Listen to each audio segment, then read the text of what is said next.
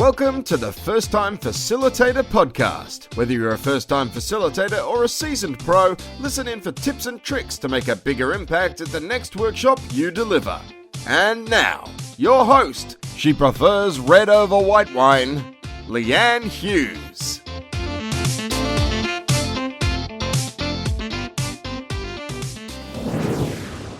Hello everyone and welcome to the show.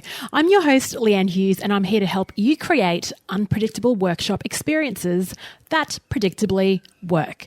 Now last week for episode 101, I share my top 10 facilitation lessons from the last 100 weeks, and I also had some listeners share their favourite lessons as well. Hey, you know those workshops you run where you're up there delivering and running activities, and every now and then you scan the room to see who's paying attention, who looks interested, who doesn't, and then you start making judgments based on what you're seeing from up the front of the room.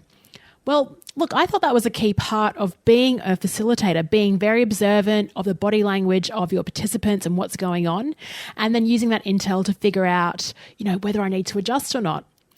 Well, today's guest has completely blown my mind on all of that. I really wish I'd spoken to this guy at the beginning of my facilitation career.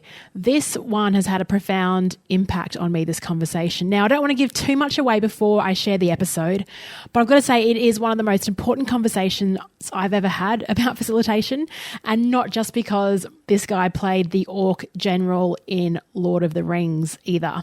So my guest today is Mark Bowden. He is a global authority on nonverbal communication. He was voted number one body language professional in the world for 2 years running. And he's a sought-after keynote speaker internationally and president of the National Communication Coach Association of Canada. Mark Bowden trains groups and individuals on how to use their body language to stand out, win trust, and gain credibility every time that they communicate. He's the founder of communication training company Truthplane, and his clients include leading business people, teams and politicians, presidents and CEOs of Fortune 500 companies, and prime ministers of G7 powers. So first-time facilitators, this is where it all starts. Who knows, one day you might be helping some PMs around the world. Mark is a best-selling author of 3 books on the subject of body language and human behaviour. Now, in this show, you'll learn about how you can project the brand image that you'd like when you show up to a workshop. We chat about what it's like to be a lazy facilitator, when to have control and when to relinquish it. We also recorded this conversation on video, so you might want to take a look at that. As you can see, the body language that Mark uses when he greets participants. It's very helpful. You can find a link to that video over in the show notes at firsttimefacilitator.com/episode 102. We also talk about self-talk, and it's funny, Mark raises the concept of aggressive language. And if you listen to some of my earlier episodes, you would have heard my introduction, which was helping you create workshops that kill. Now, through an evolution, I've now changed that. And his perspective is very interesting on the language that we use to describe what we do. If you listened to last week's episode, you'd heard that I'm developing an online course really for first-time facilitators, and it's going to be really based around the topic of how to create engaging workshop experiences. But it's also there to fight that feeling of dread that you might have when you know that you need to run a workshop and lead a workshop, but you're actually very nervous about getting at the front of that room. Something that I faced when I first started. I spent hours preparing for my first workshop. I was fretting, I was reading everything. I spent mind-numbing hours Googling activities and redesigning slides, and it doesn't have to be that way. So if you'd like a systematic, simple process to follow to share your knowledge in workshops, you can sign up to the waiting list for the First Time Facilitator Bootcamp over at leannehughes.com/bootcamp. Finally, if you'd like to continue the conversation when the podcast is over, join over 450 facilitators from all around the world on the free Facebook group called The Flip Chart. I'd love to see you there. Now, onto the show. I am delighted to welcome to the First Time Facilitator podcast all the way in Toronto, Mark Bowden. Thank you so much for joining us on the show. That's great to be here. Thanks for having me all the way from Toronto to you in Australia. I know, from the comfort. And to your listeners, viewers all over the world. Yeah. Oh, absolute pleasure. You have a really interesting career. Like, I don't even know how to get started on this, but I was wondering if you could share with our listeners, a bit about what you do now, but some of the crazy stuff that you've done in the past and how that's got you to where you are today. It's an unreal story. I started off as a kid being really obsessed with animal behavior, the natural world, then human behavior. I was very into how pictures tell stories. I started off in visual art, really, and then went from visual art into theatre arts and film arts and TV arts. Again, it was really about how do you tell stories with pictures. I worked for many years as a performer myself and training other performers, again, all over the world, and very specifically in how they should tell stories with moving pictures. What is it about our nonverbal communication that can trigger other human beings into feeling like they have a very accurate assessment of what's going on in somebody's mind? And that's what we call that acting. Because the performer does action, and that action triggers other human beings into a feeling that they totally know what's going on with that person. So I was training individuals and groups, companies in that work. And then I think it was during the dot-com crash that a company came to me and said, can you do the work you do with actors with other people as well in business? We've got some people in business who've got a really tricky stories to tell to their investors. And I can help with that. And so I started in the world of business and politics, again, training people how to use their non-verbal communication, essentially to stand out, to win trust and gain credibility every time they speak. And that's how I got there, and here today. Hey, here I am. It's so funny because a lot of the time people, when I talk to facilitators on this show about how their careers formed, it seems like there's a general idea of what they want to do, but it's usually from a request, from saying yes to a demand like that. And so you accepted that opportunity thinking, okay, business people and actors, what's the similarity here? Now, This is usually a podcast, but today we are recording video because you get to see how Mark actually communicates. And this whole conversation came about because I interviewed Michael Bungay Stanier in Brisbane a few weeks ago, and he said, you've got to talk to Mark. You've got to see the way Mark uses his hands, and you've just showed me. So apologies if you're listening and you've got to see the video. Can you please talk more about use of your hands, particularly, as you're using them, I feel more lit up and energized just by the way that you're moving. Is that a strategy? Yeah, absolutely. What I keep doing at the moment is moving my hands into what I call the passion plane. So that's up at chest height. That actually sends my heart rate and breathing rate up. That's just a natural thing that happens when your hands go higher. The heart has to do a harder job in order to bring blood to the fingertips, which is what it really wants to do, to keep these active and mobile and manipulating the world around us. And because you get theory of mind, you look at my behavior and your mirror neurons go, hang on, how would I be thinking and feeling if I were moving like Mark at the moment? Yeah. You actually get triggered with the feelings that you think I'm having, and you project those feelings onto me. Now, I'm not necessarily having the feelings that you're projecting, but you believe that I am. They're actually your feelings, not my feelings. So I can see on your face as I increase that, yes, like you get even more excited. Yeah. And I'm like, I had a coffee this morning, but that was a stupid idea. All I need to do is hop on a call with you every morning. I'll be like, yeah, ready to. That's an amazing skill that you've got. When did you discover that sort of superpower? How did you find out about this sort of stuff?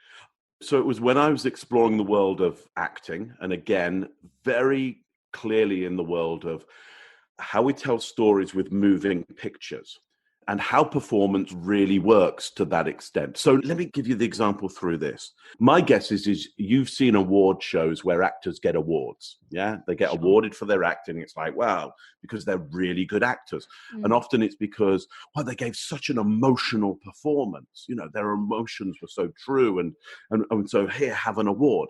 I don't think they should get the award. It's the audience that should get the award, because here's what happens. When you, for example, watch a film, the emotion has stopped. It isn't there anymore. What you're looking at is a 2D recording of the external communication of that. Here's what happens. Your mirror neurons go crazy. If the actor has been clear enough and consistent enough, you mirror that external appearance. you model the emotion you believe they're having in your own mind, and then you project it onto them. And you go, wow, the actor is passionate or angry or upset or a psychopath or whatever it is. No, they're not. You are. You are. You are. That's you, not them. That's really cool. Two people can go into a movie and they walk out with two different experiences. One person says, I love that movie, I really connect with that character. And someone says, I didn't really feel it. What's happening there? Is that person's mirror neurons not firing in that moment, or what's going on? So sometimes it's that either the plot of the film, the action of the film hasn't been related enough to one of those people. And they've gone, I don't get it. I wouldn't have done that in that situation. They're not like me. They're thinking a different way. And it's just they've kind of gone, they're not a hero for me. They're not a star for me. They're not a guiding light for me. Think about that. Stars are guiding lights in the sky that in the darkness you can still navigate and get to where you wanted to be. And actors on a screen are the same guiding lights. We are watching those stars and we're taking the journey with them to an emotional places of decisions and emotions. And sometimes the journey is not clear. It's not a good actor. The plot isn't clear. It's not a good plot. Like, we don't get it and we're lost. And some of us get more lost than others. For some of us, we're like, no, I've been on part of that journey anyway, so I was there. For others, we're like, I'm not on this journey at all. I don't know what's going on. And this is, they're older than I am, or they're a man, or they're a woman, or, they're transgender. It's like, I don't associate with the man or the woman or the transgender character. It's like, there's all kinds of things that we might go, yeah, I don't get it.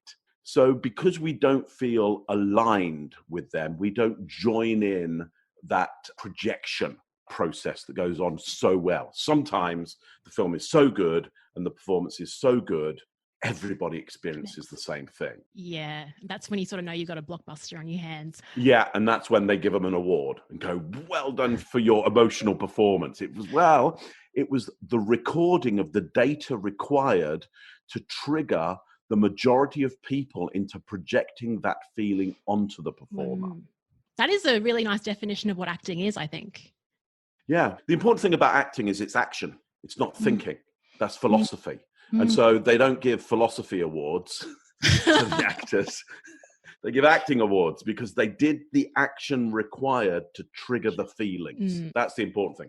And anyways, you can probably hear and see from me, I'm obsessed and fascinated. I know you can see it. By this idea of what is the action you need to do in order to trigger other human beings into a set response around you. We often call that influence and persuasion in my world. That's right. Let's bring it back to facilitation. I think this is a very nice segue in, because a lot of the people listening, myself included, day one of a workshop, brand new client, you have no idea. I mean, you've done a bit of research into what the audience is like. You've met with the client, got the objectives, and you're sort of stepping in, and you know that first impression is pretty critical. So you can create this really great mood to set the tone for the day. What are the participants thinking, I guess, or think about the facilitator? What are some things that we can do so we can make that first impression the best? Like, is it something that we can do with our body language? Like, what are some elements that we need to control? Yeah, so the first thing we want to think about is, what do we want that impression to be? The moment they see us, what do we want to trigger in them? What brand, what mark are we trying to make on their minds? That's the branding experience. We're trying to heat in bed an idea in their brain about us. And because of that moment of branding, they expect the rest of the experience to be within that brand. And so they start to now create an experience for themselves that fits that brand moment. So the first question is like, who do you want them to feel that you are? So I'm going to take a stab in the dark about that and go, for me, let's just say for me, I often want my audience or whoever's in the workshop, my trainees, people I'm taking through the meeting, I want them to understand that I am calm and assertive. Yes. Okay? I think Wait for that. Yeah, you're in the same gang. Yeah, calm and assertive. We could do some nuance later on of I'm entertaining and I'm exciting, but the main thing is I'm calm and assertive because I need to control this process to a certain extent. And we'll talk a little bit more about how much I need to control it and how much I need to pull back from controlling it. But first of all, I need them to go, you know what, it's going to be okay. Mark's here. This is going to be okay. He feels calm and assertive here. And so here's what I'm going to do around that. Actually, what I'm going to do, I'm not going to be up in the passion plane here. Yeah, because they'll think I'm exciting, but they might go, you know, what if it gets out of hand, or does he really know the content, or if we all get like that all together, it'll be mayhem. Yeah, people are not like that usually. Like they're so used to just being keyboard warriors and not having that level of passion, right? So yeah, that's right. It may be too much up front. They may go, this is so different from my keyboard worrying that I don't know whether I can handle this. So I'm going to be calm and assertive. Here's how I'm going to do it. When they come in the room, I'm going to be sitting down and they're going to be able to see all of me. I won't be behind a table. They're going to be able to see all of me. And the way I'll be sitting, let me come back here a little bit so you can see me. Okay. So the way I'm going to sit is, it doesn't matter whether I cross my legs or they're, here, but I'm going to be sitting and I'm going to be doing open palm gestures at navel height, or I'll just have my hands over here. And I'll be having conversations with people as they come in and welcoming them. And I do that and I get into these social conversations with them. I'm going to be doing lots of open palm gestures at exactly navel height, just as I'm doing with you right now. Like you've walked into the workshop with me and I'm going, how are you? What's your day been like so far? Did you come far? What was the travel like? So I'm trying to do what we call phatic conversation, which is just social transactions, where you're from, how was the travel, but I'm being calm. I'm doing this calm, assertive body language. What I'm not going to do, I'm not going to be there on my laptop getting my stuff together. Like I'm so busy, like I've worked so hard at this. I want it to be perfect, and I've got my PowerPoint ready, and I'm messing about with that and checking the batteries in my remote control. And I want to be super calm and assertive with those open palm gestures at exactly navel height, so that it's going to be a really safe place to be when you're with me. Does that make sense, Julianne? It does. The reason I'm laughing is that character you're playing, checking the battery, that can be me sometimes. And listen, no judgment, only alignment that we've all done that. We've all been there. We will all go there again. And it's partly our job to do our best to stay out of that, knowing it's super attractive. It's super attractive as they come in to be seen to be nuancing a slide, just getting it perfect, busy, writing some notes. I'm just writing a few notes for the workshop, Oh my goodness. Thank you so much for sharing that. So what is your preparation process? Are you getting in like really early to make sure everything's set up? Or you've got help, or like what's your strategy so that you are calm, Mark? So I want to be in at least an hour beforehand. I want to take control of the room. I want to know, how do I govern the light? How do I govern the temperature? Where's the refreshment? I want to be in control of the fundamental things of being in that room. How's the seating set up? I don't want to be there going, well, this is what you've got given. So it's classroom style. They're all sitting behind tables and that's it. And you can't work the blinds. Oh, no natural light. Oh, right. And so, when I've got somebody going, gosh, the light's in my eyes, I want to be able to walk over there and go, let me just deal with that for you. It's a bit chilly in here. Okay, leave it to me. Let me sort that out. So I want to be like a god that controls the light. God says, let there be light. There is light. You're the first person that's ever said that on this show. A good God, not a God that's obsessed with themselves, a God that is obsessed with you being okay. That's the God I want to be. Like, are you okay? You need some water? Let me get it for you. Coffee, let's break for coffee. Oh, look, I broke at exactly the time that we arranged, and in comes the coffee. I love that too. I'm a real stickler for that. Yeah. Making sure, like, I think it's just building that trust. Like, if you say there's going to be a break at a certain time and you honor that, it's key. Totally. And I'm sure you've heard this from our friend Michael Bungay-Stanier as well, there is a drive to go, oh, you know what? I've got a great piece of information for them. Let's just go 3 minutes over. It's just 3 minutes over the break time, because it's going to be so good, and they'll love my 3 minutes of brilliance. And it's like, no, what's more important is you going, so I said we'd have a break at 10:30. It's 10:30 on the dot. We're going to have a half an hour break. Come back, whatever it says on your watch at the moment, or whatever device that you're using to tell the time, get back here in half an hour and we'll resume. Thanks very much. And that's it, 10:30. Couldn't agree. You know? High five, Mark. Yeah. Yeah. I want to get in there early so I can control the environment, not for my benefit, for their benefit. I'm only doing it for them. What would I want to do? I'd rather be at home doing nothing. Like, no, it's for my benefit. I get paid at the end of it. Yeah, absolutely. But everything's done for them. Yeah, right. Awesome. Now, you talked about control, and previously you said, look, there's things that you should control and there's things that where you need to relinquish control. Can you talk us through that? Because I think we can really work ourselves up as facilitators, thinking about these workshops and how we've got to make sure that we get the outcomes and people participate, and there's all that sort of worry in the lead up to it. If you program new audience. So what is the balance of being prepared and like being godlike and making sure the breaks are on time? And then also, where do you actually sort of step back and let the participants play around and do their thing? Yeah, I think as you go through the time, whether it's an hour or 3 hours or 3 days or whatever it is, all the way along, you're looking for how much control can I give over? In fact, often in a one-day workshop that I might do, there will usually be a time in the afternoon where I just leave the room. I don't tell them I'm leaving the room. I'll just get something going and then I go. Yeah. And it's that thing of going, if I've done this right, they are now self-sustaining.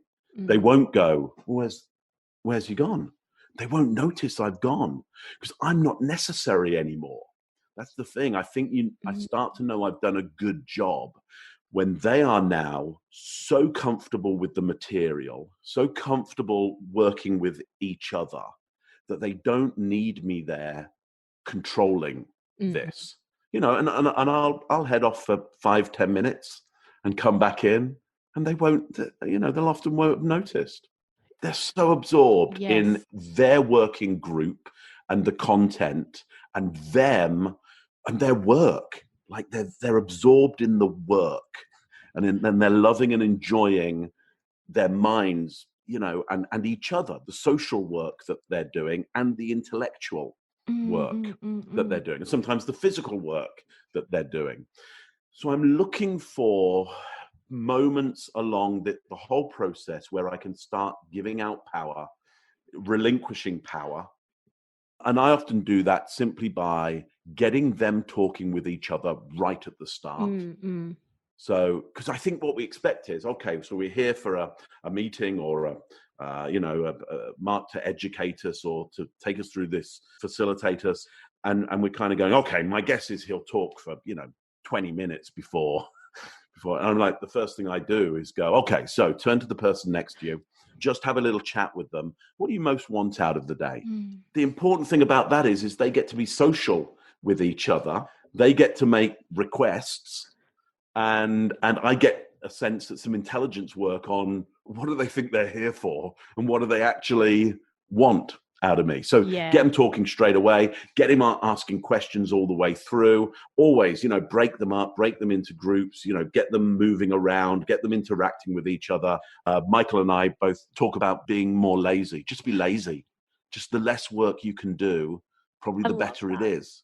I heard about his lazy leadership stuff, but then I was like, then what you're saying now is like the fact that you can sort of make yourself obsolete by the end of the day, like lazy facilitation. Let's bring it back. That's awesome. It's awesome. Yeah. Being lazy. It's so great when you walk out of that room and go, God, great. I can just have a rest. They'll be all right. They'll be okay. Nobody will miss me. I'm not important anymore. But you're a god, Mark. You're a god. Well, yeah, I'm a god that walks out of the garden and just goes, yeah, they'll be all right. They don't need any prizes or punishment from me anymore. They'll get on with it, and I can have a bit of a rest. Fantastic. So, I mean, that's good to know that you need time to recharge, because I was wondering if you're like this, like all the time. And if so, does that get exhausting, or have you got this sort of muscle memory because that's the way that you communicate? I mean, how do you feel at the end of a workshop? So, for example, I don't do any driving. I wouldn't be able to handle a vehicle after even an hour. If I do an hour's keynote, Really? No way. I'll be knocking stuff over, and my brain's so tired. And after a day, my mind is so tired that I've not got a lot of good motor function anymore. It's pretty exhausted. So I've got a high energy level. It's very focused. And so, for a day, there are times where I'm just like, okay, I got to shut down now. I got to make them do some work, because otherwise it's very easy for me to fill the space and fill the air and fill the time. And I know they quite like it, but they won't like it as much when they come up with the content. Mm-hmm. So I got to be careful. From my performance training, I learned very early on exactly what those techniques were in order to channel the energy and not literally injure yourself. If the energy is not channeled, you'll get vocal injury, you'll get physical injury, you'll fall over, you'll knock into stuff. So I was pretty good at knowing how to channel that energy. And you see it in very young or new performers. Yeah. Like they're all over the place. They're just all over the place. We see it in new facilitators. They're just all over the place. And they're either, and sometimes they're on and off and on and off and on and off. It's like they haven't quite worked out how to move the vehicle around. And in terms of getting into states, that's afterwards. You feel pretty knackered at the end of the day. You can't drive. You've used all this energy, but it's been focused energy. How do you get ready for being on stage? Or I know with workshops you're calm, but when you enter a stage, I saw your TEDx talk and you entered it seemed like you just had that confidence as you walked in. How did you get to that state? I know I've watched the doco on Tony Robbins, and he gets on the trampoline and does a bit of bouncing. I don't have a trampoline. I look at that. Basically, I look at that with Tony Robbins and I go, what are you doing? Why are you doing that, man? Why are you doing that? Anyway, he can do what he likes.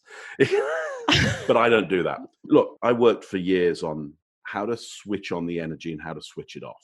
I don't need any other stimulation than just, it's me. I got to be on. Well, it's not me. I can just be off. So there's that. Here's what I actually do. I want to do social stuff before. I want to engage an actual human being in some kind of conversation about just ordinary social stuff. What are you up to? What are you doing at the week? What did you do at the weekend? What's going on? Tell me about your family. What films do you like? It's just because when you walk out on that stage, for example, I might walk out, in that TEDx speech, for example, there's 1,000 people there and I only know 2 of them. So that for your brain is like, wow, huge amounts of strangers. Some I can see, some I can't. And that'll trigger fight and flight.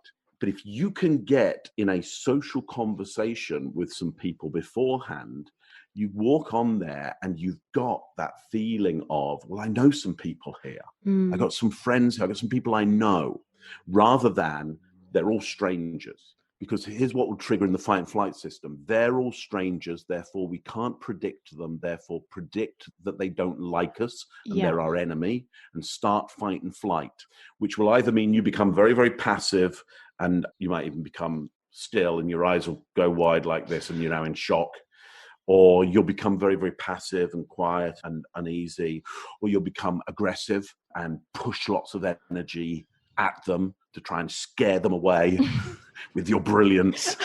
But you think, it's just my excitement, but they're perceiving it a completely different way. They can sense that, it's right? It's not your excitement. It's often your aggression. Wow. Okay. And you hear it in the tone of voice that people have and some of the words. Here's a great example. Have you heard speakers or people, workshop leaders or people who are running meetings, and they come after it and they go, I killed it. Really killed it. What do you mean? They're an audience. You don't need to kill them. Like, why is there violence? But so that it's even in the language, Yeah. and they're doing, oh, I'm going to go on and I'm going to kill the audience. I'm going to kill it. It's like, no, you don't need to be so aggressive. So they've already started that vocabulary of aggression. That's really interesting because that's a very common phrase. I mean, I'm sure in Canada and Australia as well. And if you do a good job, everyone says, hey, you killed it. So you think it's a positive thing. But thank you for raising that. Right. You knocked it out the park. All right. It's not hitting a ball. I wasn't hitting a ball. I'm not hitting them. I'm not like batting their heads. So there's a lot of very aggressive language that comes with business performance, essentially. And I, for myself, totally avoid that language. I totally avoid it in my head.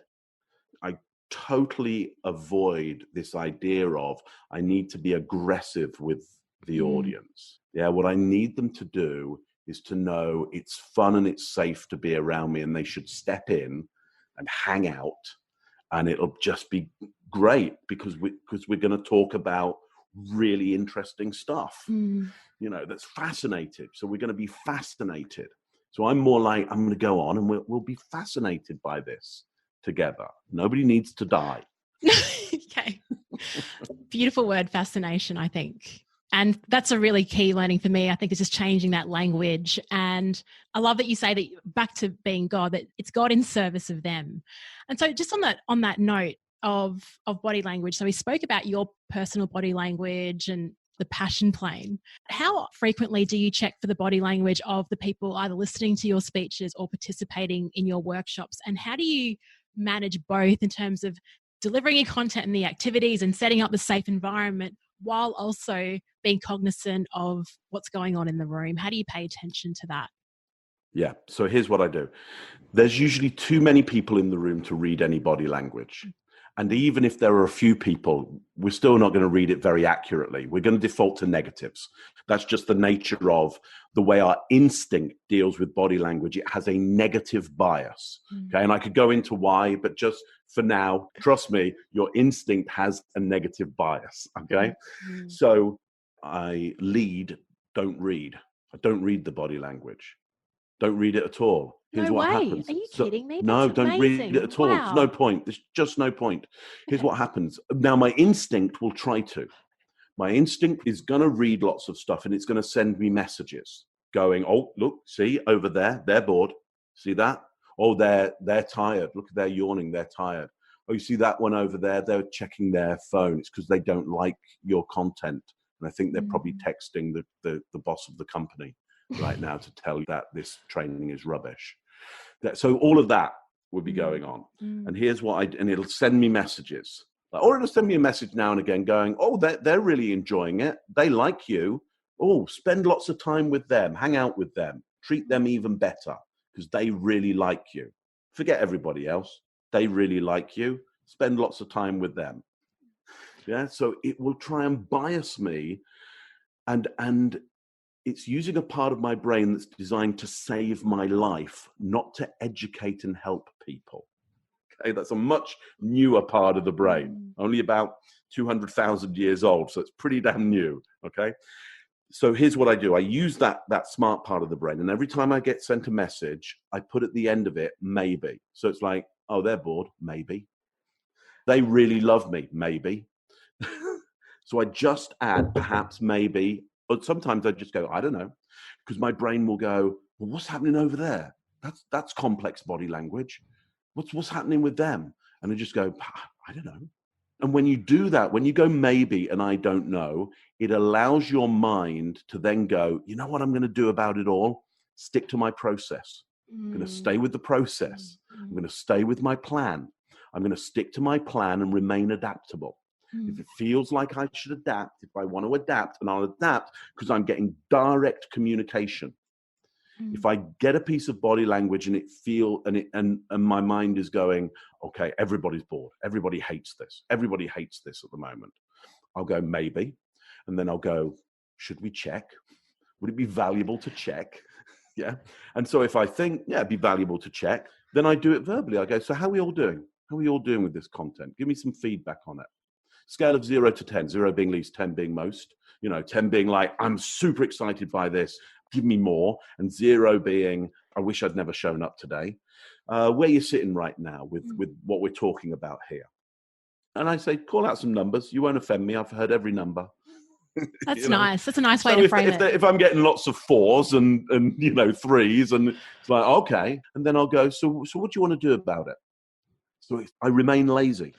I don't go, all right, okay, let me come up with some Let me content. check my back pocket. Let me go. Let me be better. I'm already one of the best in the world. I can't get any better. All I can do is go, well, I'm doing my best, and it's clearly not what you'd like or what's right for you, or it is what's right, but it's just too painful and hard. So it's like, what do you want to do? And sometimes people will go, well, could we have a bit of a break? Like, yeah, let's do that then. It's like, so now you're helping them manage the work. Yeah. And sometimes people will go, yeah, we're having a great time. And then I have to go think to myself, God, look how bad you are at reading. Your instinct is at reading body language. Yeah, I'm just amazed that you said this. And I think, because I actually threw this question, I said to listeners on my Facebook group, hey, I'm interviewing Mark, what kind of questions do you have for him? And they were all really around this reading your participants. We all think that that's really important. Yeah. And you're so right. There's certainly been some workshops I've delivered where at the end of the day, the person that I thought hated the workshop and was completely bored is a person that comes up and goes, I loved it. I loved it. Here's what we've got to remember. Look, it's not like I don't get that question a lot because people want to read other people's minds. They want to be mind readers. Yes. Yeah. And I don't blame them. Yeah. I would love that. I'm telling you, it's just not possible. It isn't possible. Instinct is a 50-50 chance of getting it right. And it's biased towards going to the negative idea. Okay. Saves your life on a daily basis. You never want to change that. Okay. But it is not, your instinct around body language is a terrible facilitator, but it will convince you that it's your best friend, and it isn't. It's useless. Yeah? And take that from an expert. Thank you. Yeah? So just suspend, I call it suspension of judgment. You just keep suspending your judgment about other people. And if you really want to know, you ask. You use your words. It's so simple. Yeah, look, oh my gosh, I wish you were on like episode 1 or 2. I would have saved everybody so much time. And also, but just the stress and the concern. It's like actually the amount of time we spend designing these processes so they are going to work. And all you got to do is ask. It's just design. I agree. Trust the design, and if it feels like the design isn't working, or you're getting verbal feedback from people like this is not working for us, it's like, okay, good, thanks for that. What do you think we should do? So make it our problem, make it their problem. So I did my bit. I did my very best to construct something that I believed would work. It's not working.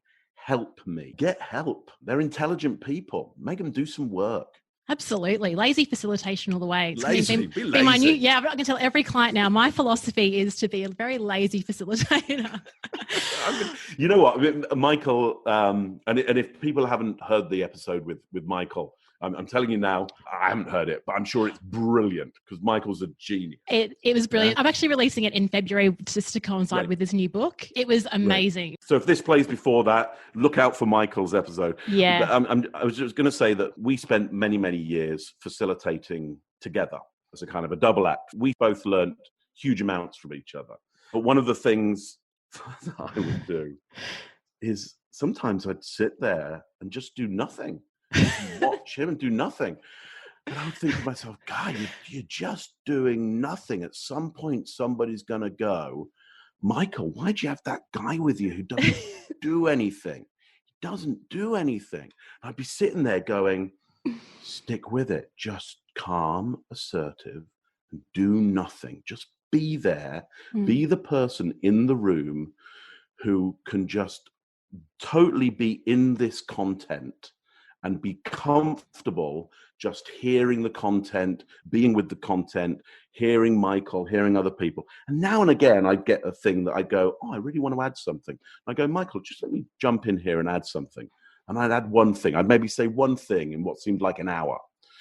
People would come up afterwards and they'd say, that thing that you said, that was just That was amazing. That was But really... surely that would piss Michael off. He's like, I've been up here for 95% of the time, and you say one. I was thinking that at the time. He's going to get so pissed off that I'm doing nothing.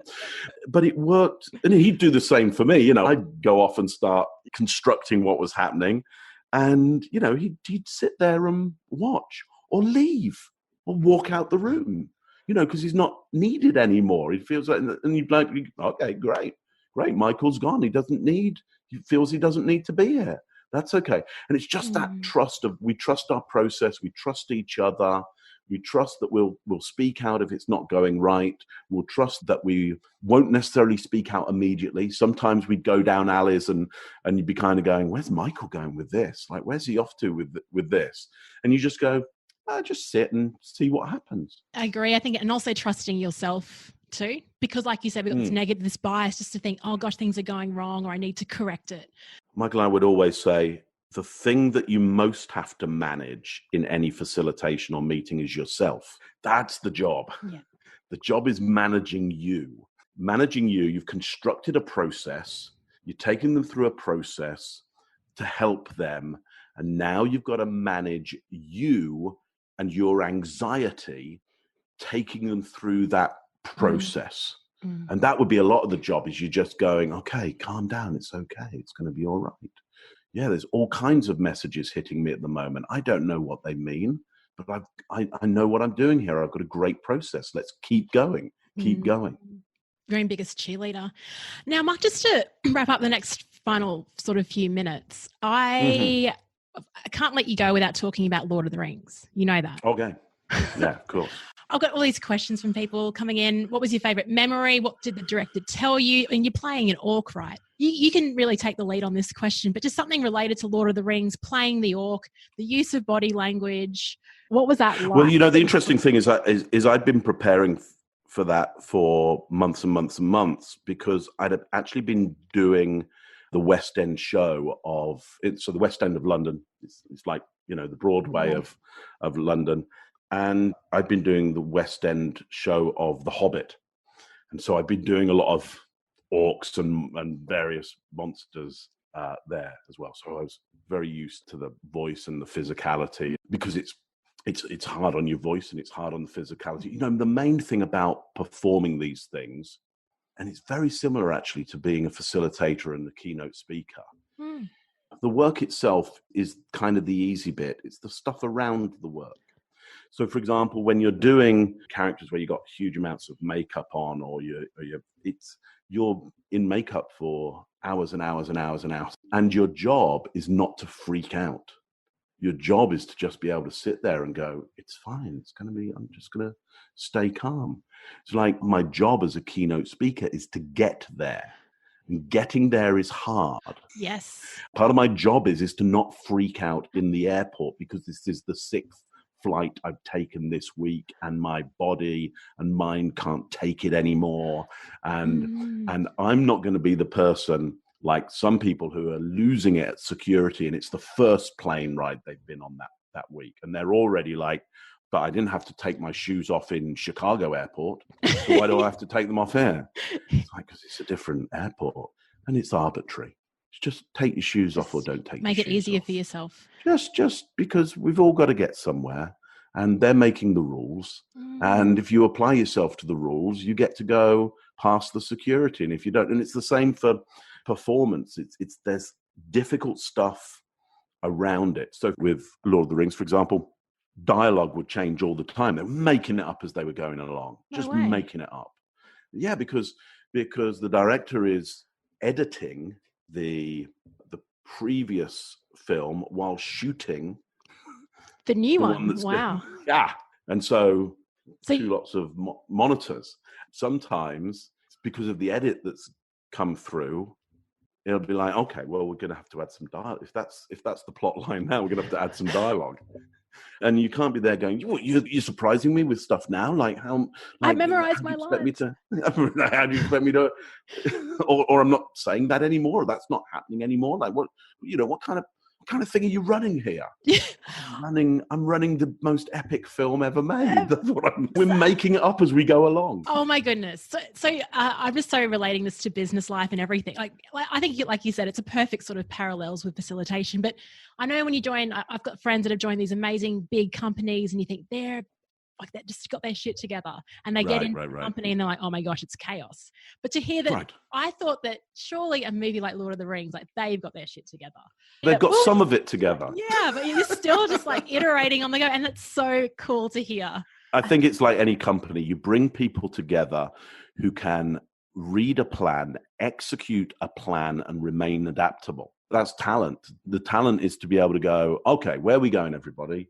Can you get on board? Yeah, I can be on the team. Can you self-manage yourself around reading the plan and getting on with it as a group? Yeah, totally do that. Just show me the goal and let's go get the goal. If it seems like we need to do something different, we'll just do that. We'll make the best of it. We'll make it work. And yeah, facilitation for me is a lot of that. Write a great plan and then execute that plan and remain adaptable. Be ready to drop the plan. You know, Michael would do that all the time. It's like we would have the plan and we'd know very quickly, yeah, well, that's out the window. We're not doing. Do you sort of just like get eye contact or just go like, all right, no. Yeah, and just like just drawing, all right, let's do this. You know, you'd see Michael looking at the plan and then go, oh, okay. It's funny, I was working today on a plan for a workshop that I'm giving in the new year. So I decided to kind of redesign a storytelling workshop that I do. And so I've got my plan here. That's what it looks like. Wow. Looks like that. You know, and so it's just a model. I just thought about storytelling and I went, you know, based on what I know now, what would my model be? How do I think that world is built? And I drew a plan of how I thought that world is built and why it's built that way. And it's got 3 parts to it. So I'm just like, okay, so I'm just going to split my time into 3 and go, here's this and here's this and here's this.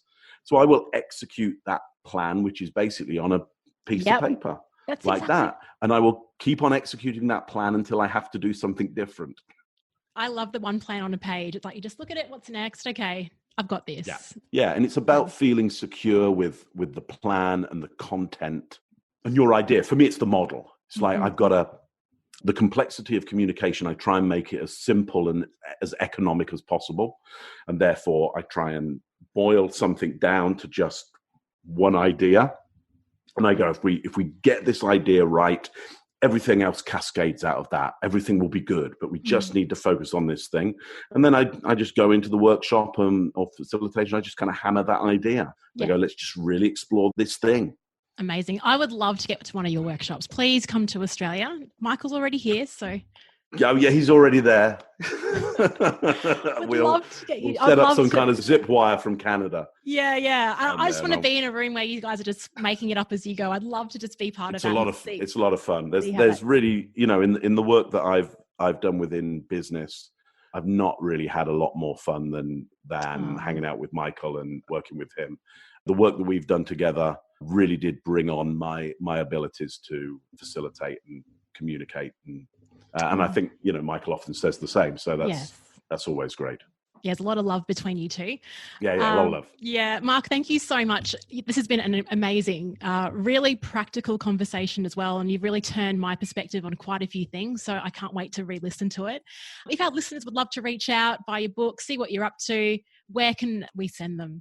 Yeah, so go to truthplane.com, TRUTHPLANE, truthplane.com.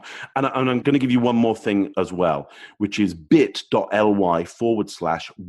keynote, bit.ly/winning keynote. If you go there, you can pick up a short piece of online training that I give everybody who's seen my keynote. So Amazing. Go there because all the stuff on body language, I've got about 15, 20 minutes of video there and you can learn that for free. So make sure you go and grab that and get over to Truthplane. Definitely going on there. Thank you so much for those links. We'll pop them in the show notes. You've been absolutely awesome, Mark. Thank you again.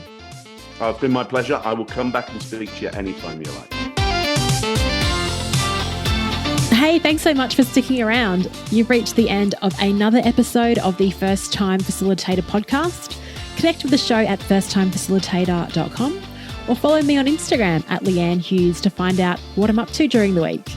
If you enjoyed this episode, please feel free to share it with someone who will also appreciate the insight, and make it easier for yourself and subscribe to the show in your podcast player of choice. Thank you so much for listening, and chat to you next week.